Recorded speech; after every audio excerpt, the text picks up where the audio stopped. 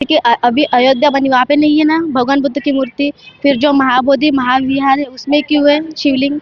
यही हमारे अपील। ये जो वहाँ पे पंडित लोग हैं वो वहाँ के जो दान आता अलग अलग कंट्री से जो दान आता वो अपने अंदर लेते, कोई सरकार को नहीं देते, कुछ नहीं देते, अपने अंदर ही लेते।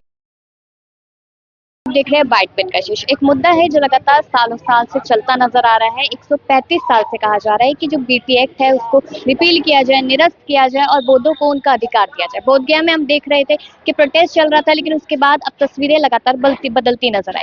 तो बनते जी, सबसे पहले मैं नाम जानना चाहूंगी। मेरा नाम है श्यामल प्रतीक और क्या? हाँ जी। और हम आए हैं नागपुर से। क्या उम्र है?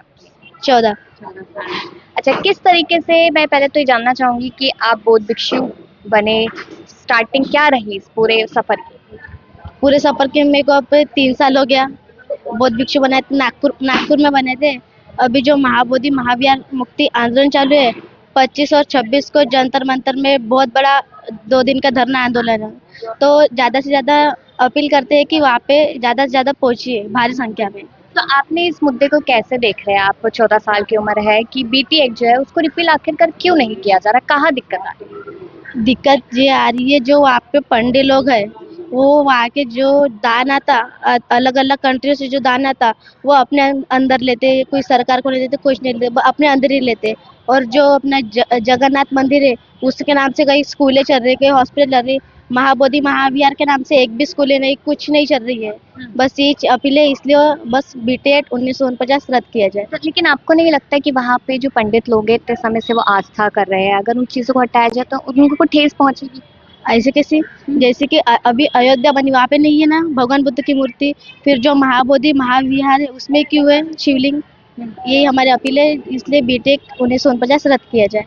काफी समय से धरना चल रहा था, बीच में हट जाते हैं, आकाश लामा जी पर इल्जाम लगता हुआ नजर आता है कि फंडिंग का पूरा मामला है। नहीं, हकीकत क्या है? हकीकत है जी आकाश लामा जी बहुत संघर्ष कर रहे हैं। अभी नागपुर में भी 1 जुलाई को मीटिंग हुई थी, वहाँ पे भी आए थे और हम भी लोग वहाँ पे थे। बस ही है क्या? एक तो इसका जवाब भी मैं एक ही दूंगा, अपने हक अधिकार के लिए आंदोलन करना ये सही होता है या गलत होता है? 1 नंबर जी।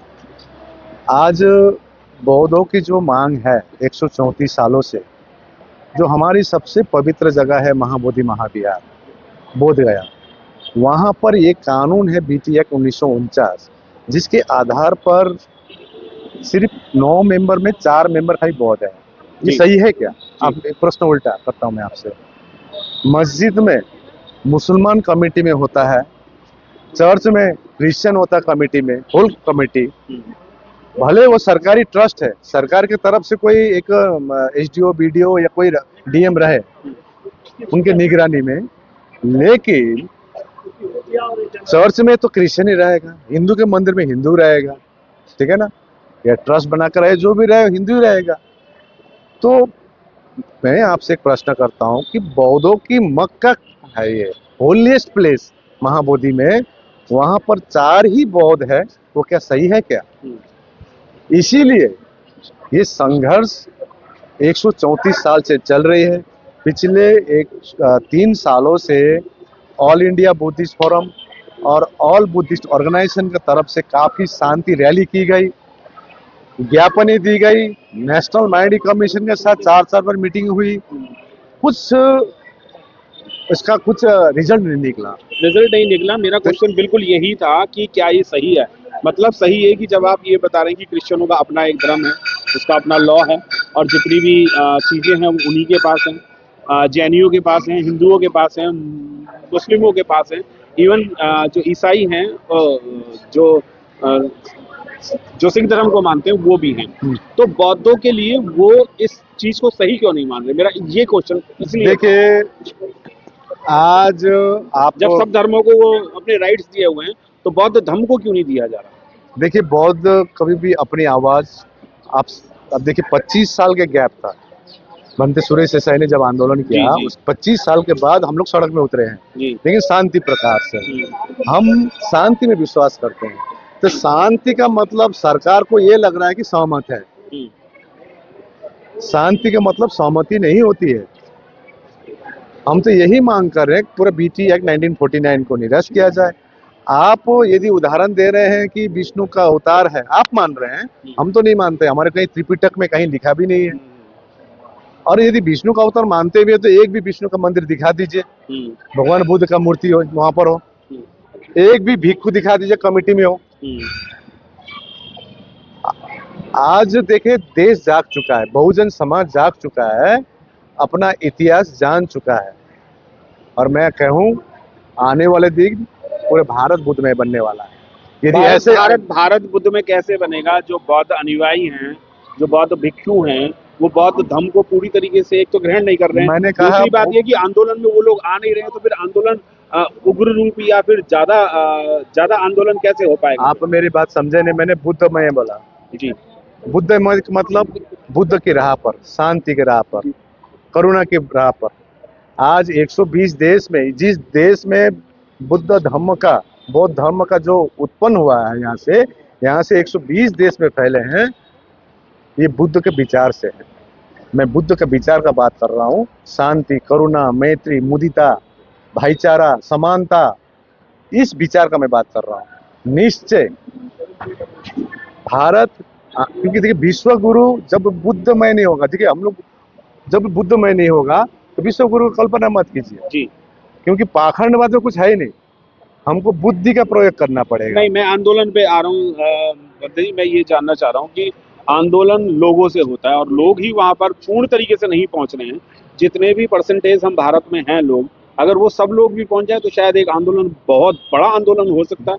देखिए क्यों नहीं आ रहे वो लोग? ये आंदोलन इस बार विश्वव्यापी आंदोलन बन चुका है। आज मैं देश भर में 3 सालों से जब घुमा हूँ, 10% हमारे बुद्धिस्टों को मालूम नहीं था कि बीटी एक्ट है क्या। कम से कम अभी घर घर गांव गांव में पता चल गई है। दूसरी बात, आपका जो प्रश्न है कि क्यों नहीं आ रहे, देखिए बात दरअसल ये है कि हमारे समाज जाति में बटा हुआ है जी, ठीक है ना। तो मेरा यही आह्वान है, ये लड़ाई किसी एक व्यक्ति की नहीं है, एक संगठन की नहीं है, ये हमारी बौद्धों को, विरासत को बचाने की लड़ाई है। हम चाहते हैं सरकार इसमें एक परमानेंट सॉल्यूशन हम बुद्धिस्टों को दे, सो दैट आने वाले जनरेशन 10 साल 15 साल बाद फिर एक नया आंदोलन जन्मेगा। हम ये नहीं चाहते हैं, एक परमानेंट सॉल्यूशन हो, तभी हम अपना न्याय हक के लिए हम लोग अपना ये आंदोलन जारी है। और जो भी नहीं आ रहे हैं उनसे भी अनुरोध है कि अपने हक अधिकार के लिए आप लोग जरूर आइए, आगे आइए, कोई विलामापन ना देखें। अभी कोई एक और घोषणा हुई है आंदोलन की दिल्ली में, वो कहाँ पर और कब हो रही है? कल देखिए, मैं अगर मगर में न जाए, ठीक है ना, मैं कहना हो कि हम लोग को पॉजिटिव रहना है जी, पॉजिटिव रहिए। सरकार निश्चय या न्यायपालिका निश्चय, क्योंकि कोई जज नहीं चाहेगा कि एक जजमेंट सही से दे, एक इतिहास में बनता है, तो निश्चय हमको न्याय मिलेगी। यदि नहीं भी होती है तो उसका रणनीति हम बाद में बताएंगे। बाबा साहब बोधिसत्व बाबा साहब थे जो तथागत गौतम बुद्ध को पूर्ण तरीके से मानते थे, और उन्होंने 22 प्रतिज्ञा भी थी और भी बहुत सारे समाज उत्थान के लिए काम किया। जब उन्होंने कॉन्स्टिट्यूशन बनाया तो उसमें ये भी लिखा हुआ है कि आपके अगर अधिकार नहीं मिलते तो छीन लिए जाएं, तो क्या वो छीने भी जाएंगे? संविधान पर विश्वास रखिए, बाबा साहब ने कहा है, इसको विश्वास रखिए, निश्चय इसमें हमारी विजय होगी। यदि छीनना पड़े तो हम लोग छीनेंगे, लेकिन उसका एक तरीका होता है। धन्यवाद।